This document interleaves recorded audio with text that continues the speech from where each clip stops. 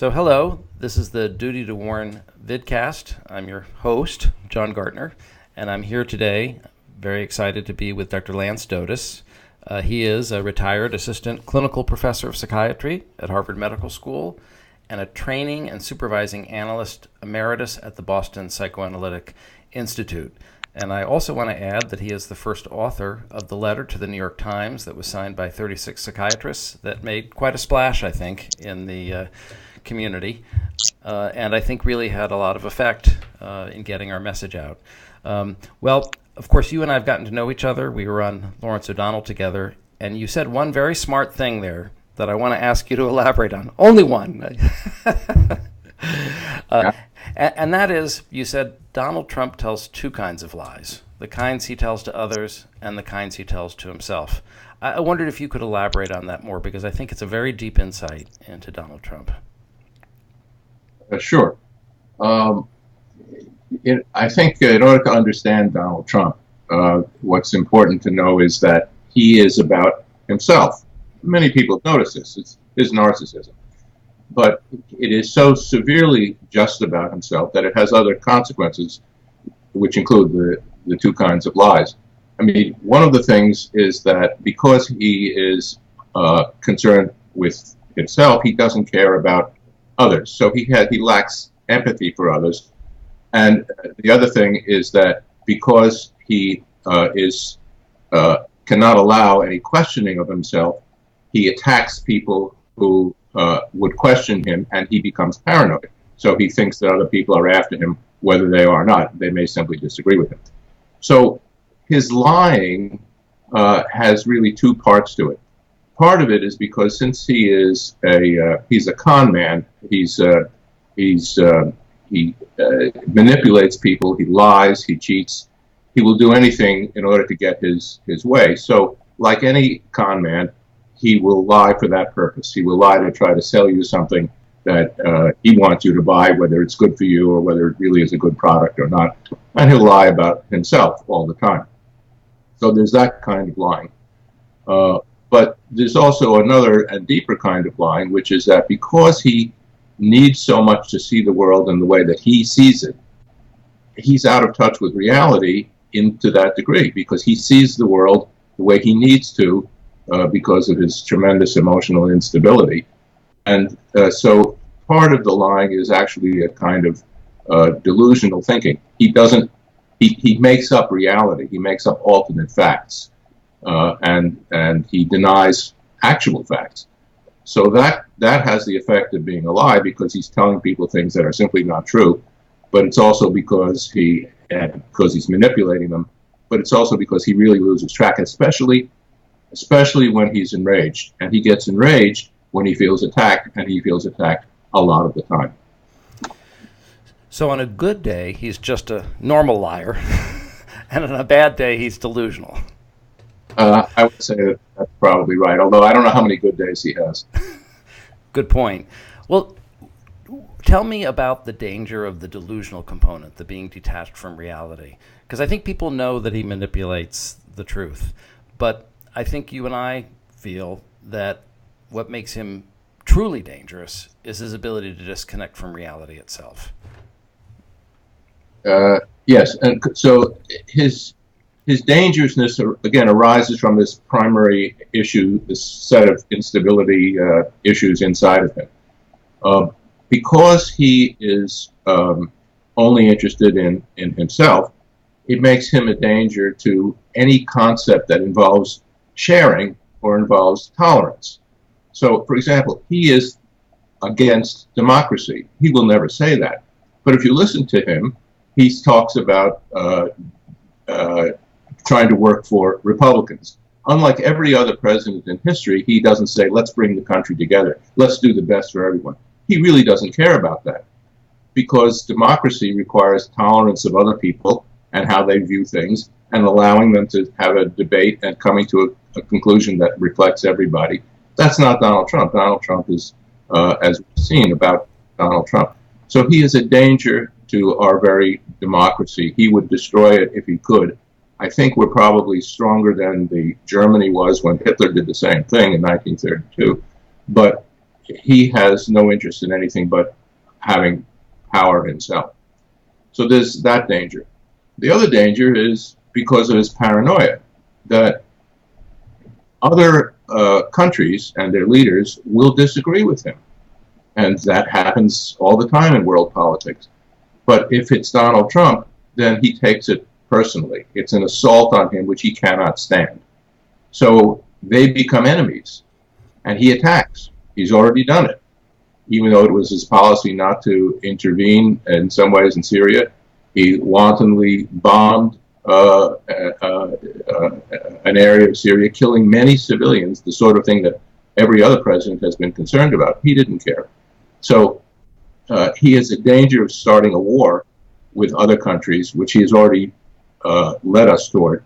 So on both counts, I think he's a severe danger, and I would say it's incredibly ironic, but not an accident, that his campaign slogan was "Make America Great Again," when in fact he is the greatest danger to America in my lifetime.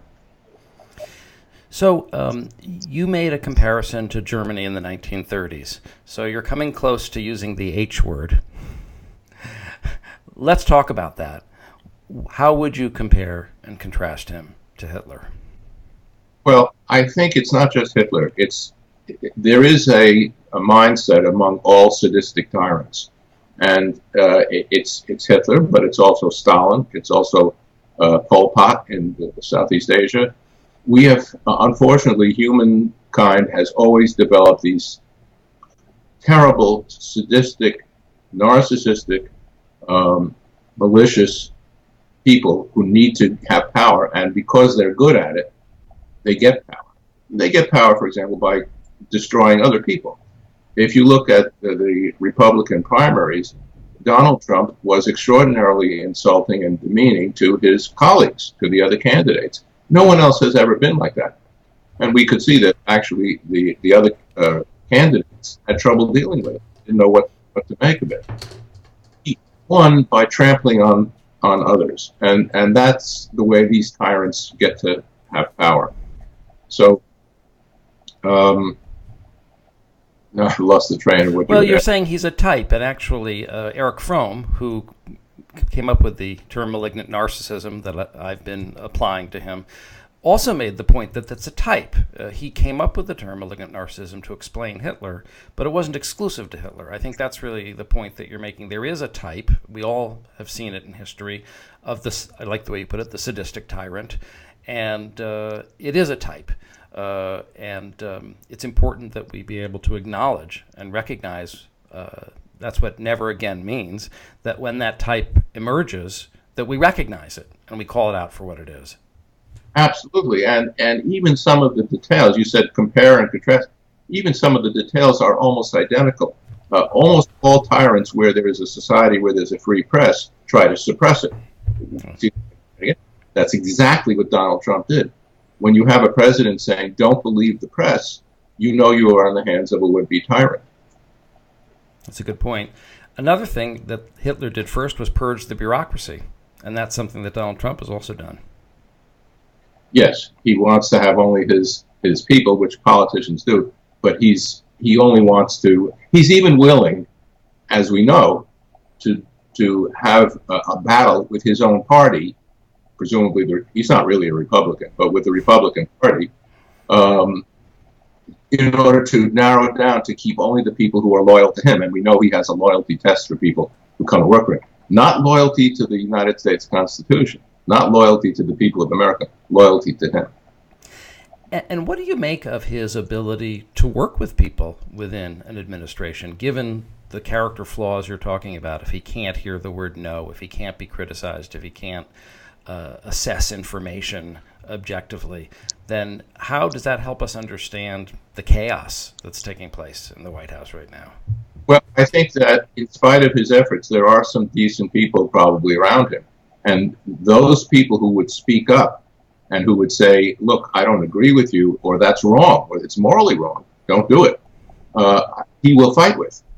He's not the sort of person who will learn from his colleagues. He will not have a group of people who are truly advisors, because he doesn't listen. He wants them to listen to him. So I think that what you see is people who are trying to stay involved, but they're trying to stay involved with somebody who has no personal feeling for them and no regard for any moral cause.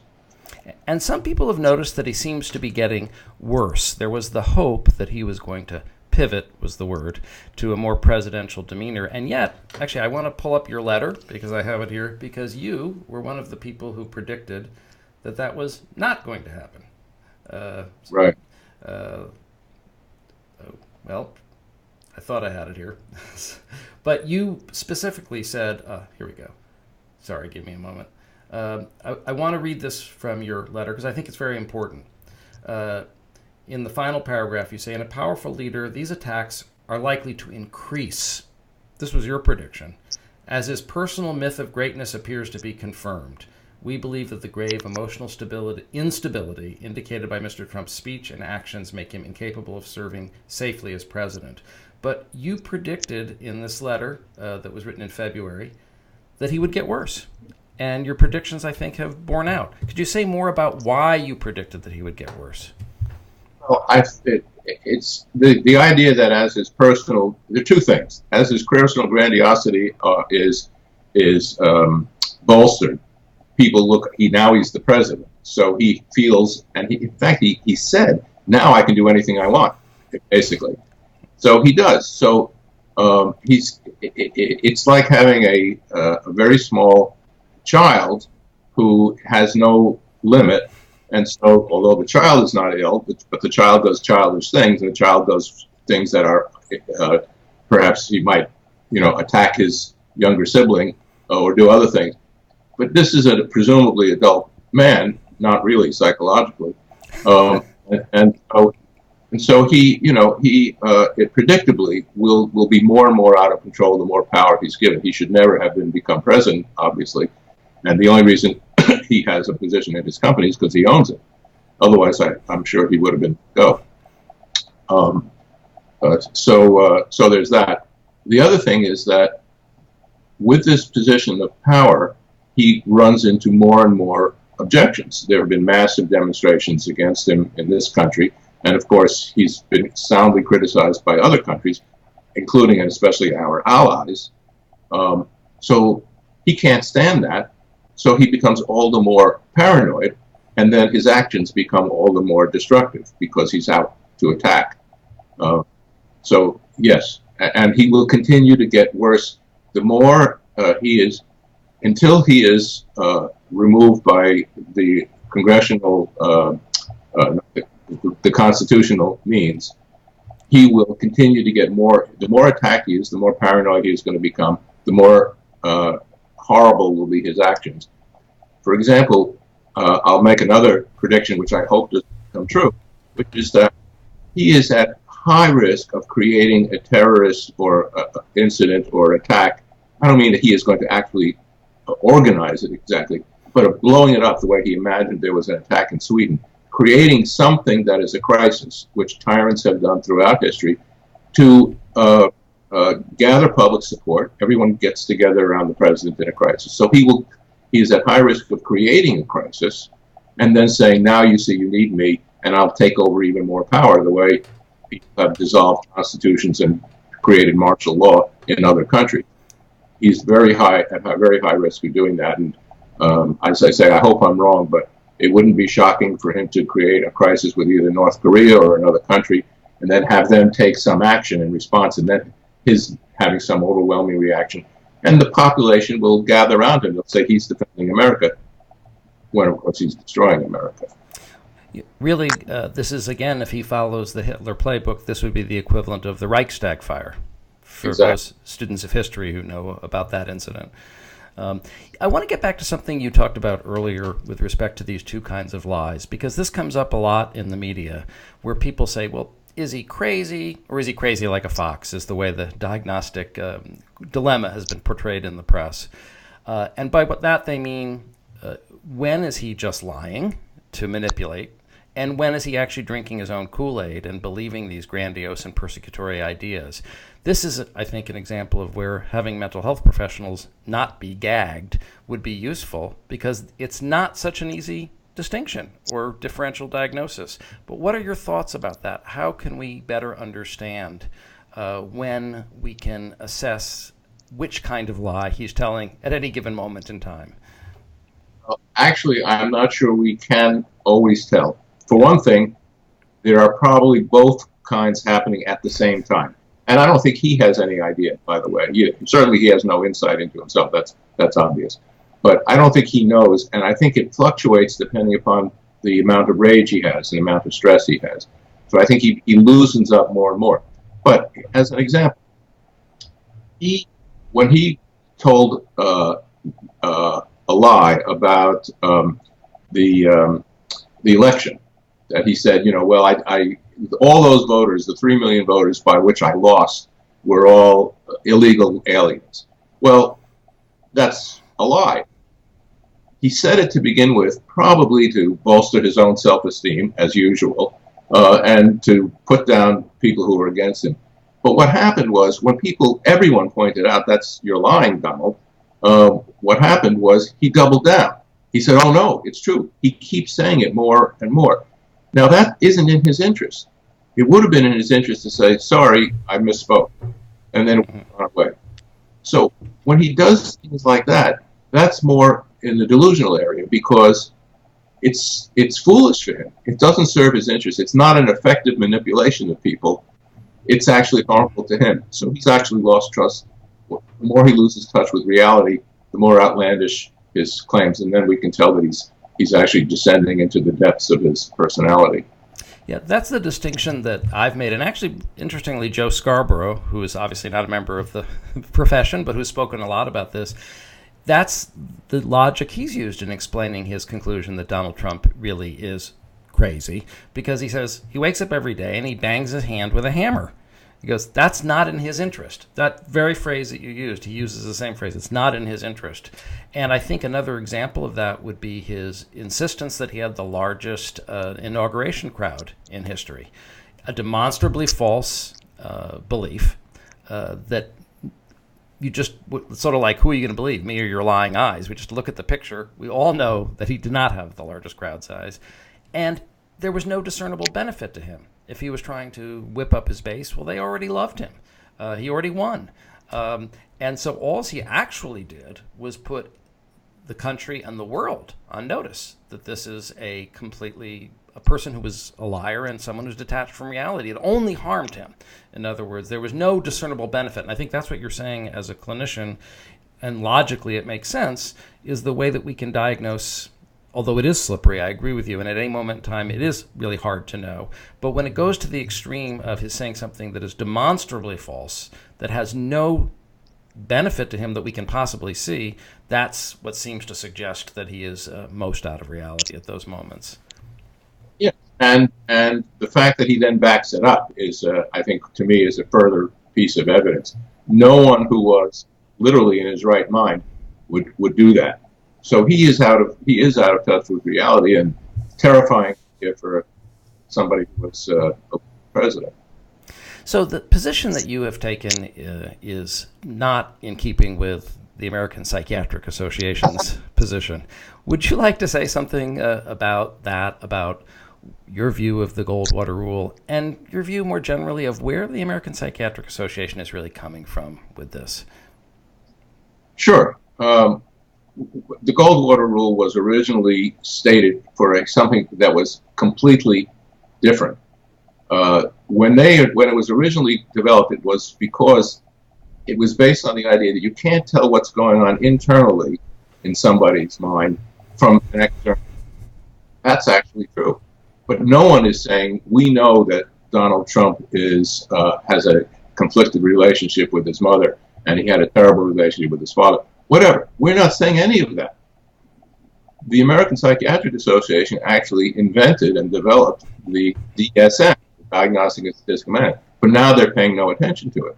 The DSM is, I know that you know this, the DSM is a manual which diagnoses people by their speech and by their behavior.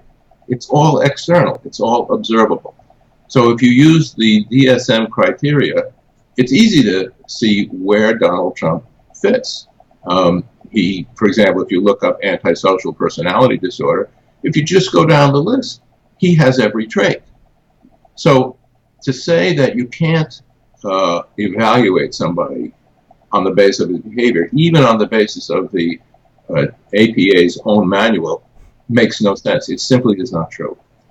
The second thing, though, is that where they're coming from. Why, since this is obvious, why are they still objecting? They're primarily protecting themselves. They're not protecting Donald Trump. We've all said what we think about Donald Trump. So who are they protecting? They're not protecting the public. And if you listen to what they say, that's what they say. They say, we were embarrassed in the 1970s by a very small group of psychiatrists who did something very foolish. We're embarrassed. We don't want to be embarrassed again. So we don't want to be embarrassed. We don't want to take a chance. Now, is there some risk they could be embarrassed? Sure. But it's a question of where you put the risk. For me, and I know you, I would rather stand up for what is right for the country, for democracy, for safety of the world, and let people throw brickbats at psychiatry, then defend psychiatry and let a Hitler-like person stay in power. I want to say one other thing about that, though, also, which is one of the things that people say when they object to terms used to describe Donald Trump is these are not necessarily diagnoses. These are traits. These are things that Donald Trump has. It's completely unimportant to give him a single label. I mean, there are labels that apply. But my point is, people sometimes say, and Dr. Oquendo, who's the head of the APA, said this. He said, well, people have thrown out all these labels for Donald Trump. He's antisocial, he's sociopathic, he's paranoid. As if these things are different. But if you understand the way people actually work in their minds, as I tried to explain, all of these things apply. And either she doesn't understand it or she doesn't want to look at it. But these are not wild guesses. These are describing a particular constellation, which, as you say, is a well-known constellation seen in other tyrants throughout history. Well, I appreciate your putting that so succinctly, and I also appreciate your pointing out that there is even an intellectual contradiction, never mind the moral contradiction. So, to put it simply, the APA is not being smart, and they're not being moral, and they're not even being honest. Yes, and I think that actually would attempt to try to control the speech of psychiatrists, that's actually unconstitutional. Another conclusion that they've made is, of course, you preserve the confidentiality between a patient and his treater and his doctor, his psychiatrist. None of us are treating Donald Trump. He's not our patient. So none of that rule applies anyway. And it's created this odd situation where the people who are most qualified to comment on this issue of national security, Donald Trump's mental health, the people who are most qualified are the people who are forbidden from speaking. And the people who are speaking, the pundits on TV, like Joe Scarborough, are the people who are not qualified. This is sort of a bizarre situation in that regard. It is, and I think that part of the advantage of people who do have experience and training is to support the journalists who can see as well as anybody else what's wrong with Donald Trump, and they could use our support, and it would be good to do it. And let me go back to one other thing about the APA. There are other psychiatry can be misused. It has been misused, for example, in the Soviet Union. None of us want that. We don't want to say if you disagree politically, you're mentally ill. That would be terrible. But it's obvious we're not saying that. This has nothing to do with politics, really. I mean, Donald Trump is a politician. But I think you and most of us would say exactly the same thing if Donald Trump were a Democrat, which he used to be, by the way. It doesn't matter. It just doesn't matter. And part of the proof of that is so many decent Republicans have spoken out against Donald Trump. They stood up during the campaign and they said, "I will not vote for Donald Trump, even though I am a dyed-in-the-wool Republican." These are decent people who would not allow this to happen to their party. This has nothing to do with politics. It's nothing like the Soviet Union at all. Well, and there's another key distinction, which is in this case, in the case of the Soviet psychiatry, it was the state misusing psychiatry to oppress and control the people. Here we have a tyrant in control of the state, and we're being told you cannot say the emperor has no clothes. No, no, no. Even though his psychic nakedness is putting us all at risk. Yes. Well, I really want to thank you for being one of the people who's been so outspoken on this issue. I really Thank appreciate you. it. You've been one of the people who's been outspoken on this issue, and I think we all owe you a great debt. Well, thank you. And keep up the good work. And thank you for appearing on our little vidcast today. Thank you. Bye-bye. Bye-bye.